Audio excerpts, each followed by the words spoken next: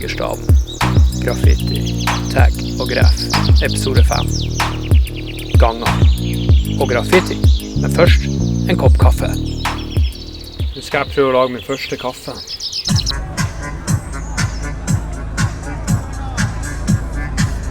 Spork.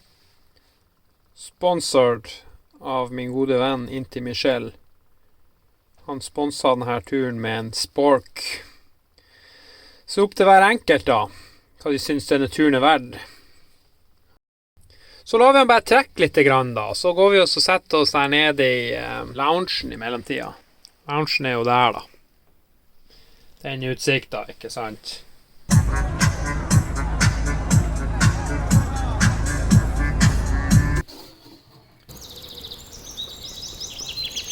Men først hadde jeg kommet til Borgund. Jeg tenkte mye på det som hadde hendt på ferga. Selv i drømme så jeg meg selv i speilet. Det var en våt drøm.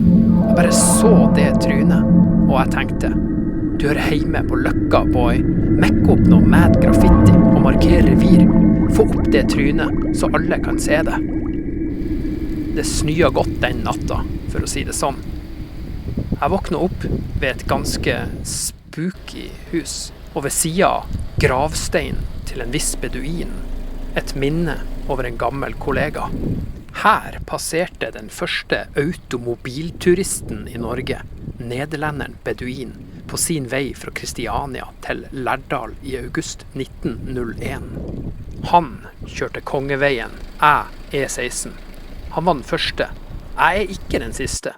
Jeg bare atter en i rekka. Og det tar aldri slutt, som slangen sa. Via Regia, hovedferdselsåra mellom øst og vest, bygd i 1791. Jeg har gått på den før, et par kilometer, da jeg gikk som pilgrim fra Kristiania til Nidaros. Men det en annen historie. Det rett og slett ikke til å forstå hvordan han klarte å komme seg opp her, 120 år etter, og jeg har ikke sjans til å komme opp der med talentoen. Det var langt til Oslo, og så skulle jeg over fjellet, jeg også. Det samme fjellet som han Beduin, nederlenderen med det arabiske navnet som betyr nomade. Men ikke alle var like fornøyd med at jeg skulle over fjellet.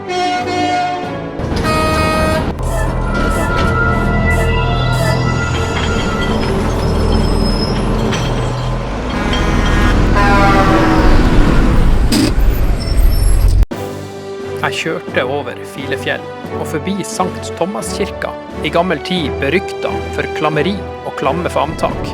Sitat, her ble mang en god hest sprengt, mang en sprek kar denkt, og mang ei fagermøy krenkt.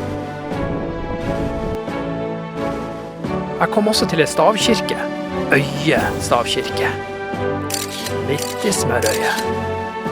Det var nydelig å kjøre ned fra fjellet. Sola skinte og bilen bare trilla. Noen ganger så lurer jeg på hvorfor jeg forfølges av låste dører på gamle kirker. Det må da egentlig være en god ting.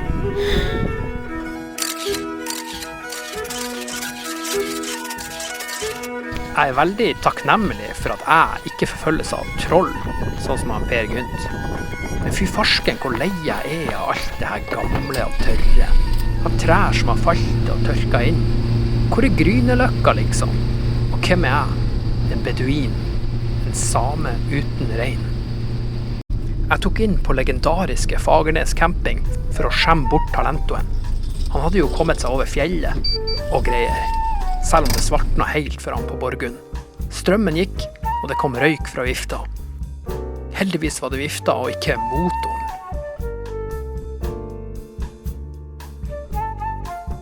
Jeg prøver å oppføre meg normalt.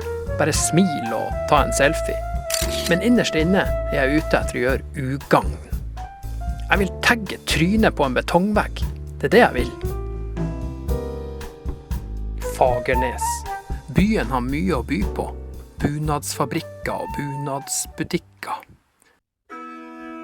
Og i de mørke bakgårdene, graffiti, med ei felespillende budeie og en gangsterrapper i kammogenser. Jeg vil markere revir, å bli en kjendisrapper. Jeg vil se trynet mitt meislet i stein. Men det blir vanskelig. Jeg er for hvit, og dessuten over gjennomsnittet opptatt av kulturarv og kirkeliv. Men jeg også vil ha et hall med ei budeie i Hallingdalen, krenko ute i snøfokken.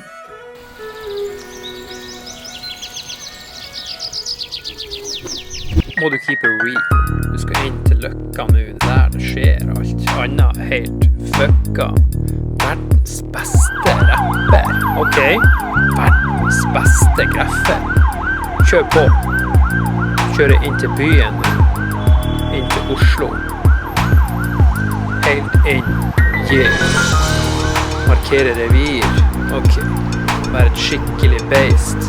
All right, let's do this. Let's get it going on.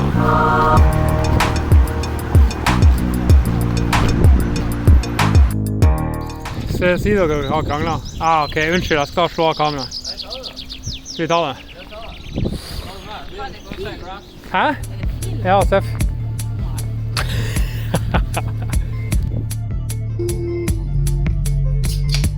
Norges beste rapper.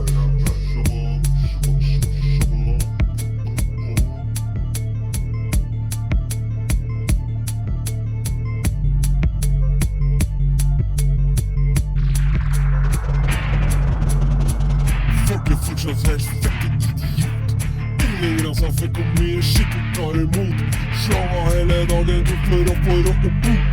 Kaller det for frihet, er du fette idiot. Sannheten blir hatet mens de onde kalles god. Det skjønner jeg at noen viser mot. Folk av politiet for å komme og stjerne blod. Før de er ut og blomster på seng i meg en bot. Og beina aldri skinner dem, men husk å ha til to. Må du ta og kjøre på med litt mer gass.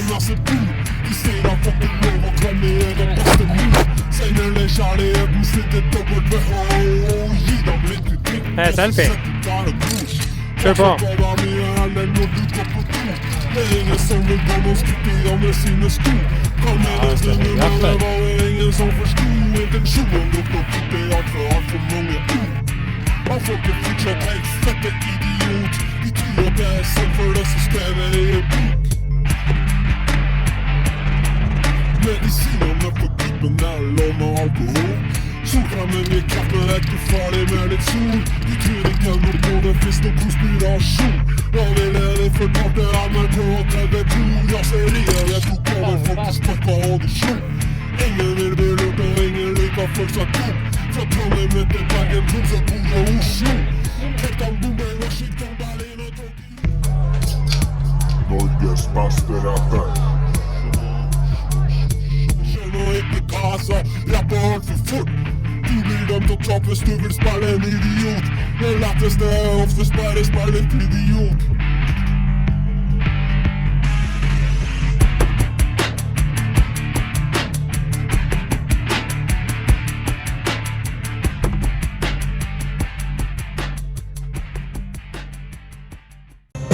Oi!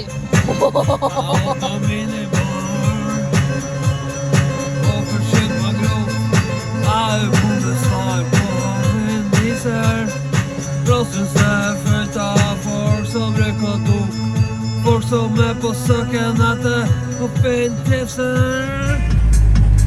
Pass på den trikken ikke kommer.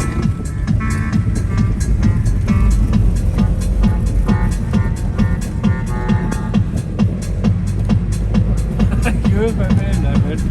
Det er kjent. Du har kjørt ifra trikken.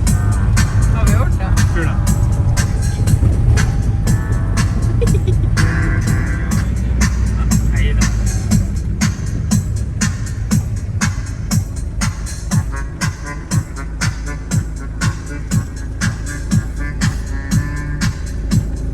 Det går så greit.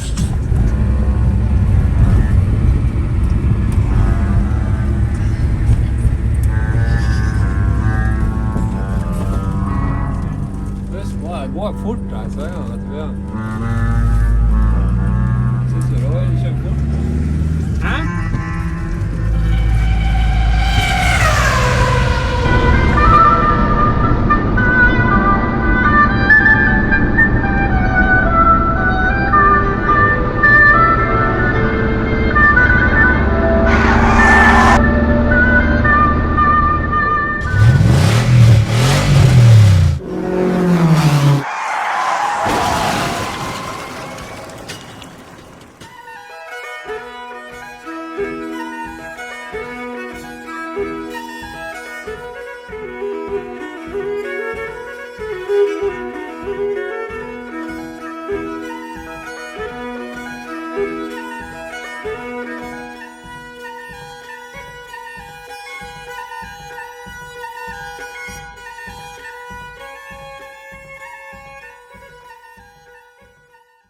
For at det vi gjør nå, det er bare sånn, på en måte i det tid.